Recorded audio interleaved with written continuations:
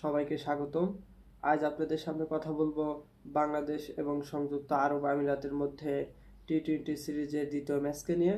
ইতিমধ্যে বাংলাদেশ টি-20 সিরিজের প্রথম ম্যাচটিতে বাংলাদেশ 27 রানে জয়লাভ করেছে।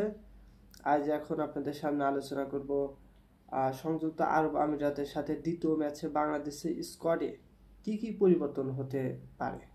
সিরিজের প্রথম ম্যাচে বাংলাদেশ 7 উইকেটে বিনিময়ে 191 রান সংগ্রহ করেন, যেখানে পারভেজ হাসান ইমনি 100 রান করেন। এছাড়াও লিটন কুমার দাস 11, তানজিদ হাসান তামিম 10, তাহিদ হৃদয় 20, শামীম হোসেন 6 এবং শেষ মুহূর্তে বাংলাদেশ প্রথম ম্যাচে 27 রানে জয়লাভ করে।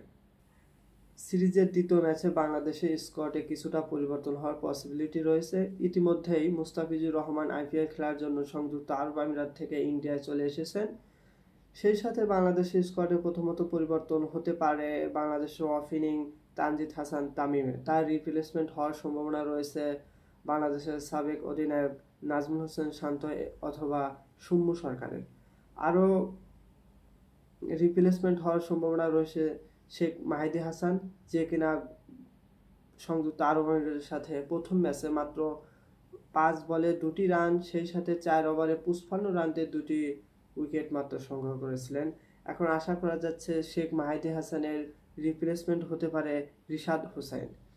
আর মুস্তাফিজুর রহমানের পরিবর্তে মাঠে নামতে পারে নাহিদ রানা অথবা শরীফুল ইসলাম। সেই সাথে এখন দেখার বিষয় সামনে 19 তারিখ রোজ সোমবার রাত 9 ঘটিকা হইতে বাংলাদেশ বনাম সংযুক্ত আরব আমিরাতের সিরিজের দ্বিতীয় ম্যাচটি অনুষ্ঠিত হবে। যদি বাংলাদেশ জয়লাভ করতে পারে তাহলে ইতিহাসের পাতায় স্মৃতি হয়ে থাকবে যে সংযুক্ত আরব আমিরাত বনাম বাংলাদেশ টি-20তে মোট 4 বার মুখোমুখি হয়েছে, সেখানে বাংলাদেশ 4টিতেই জয়লাভ করেছে।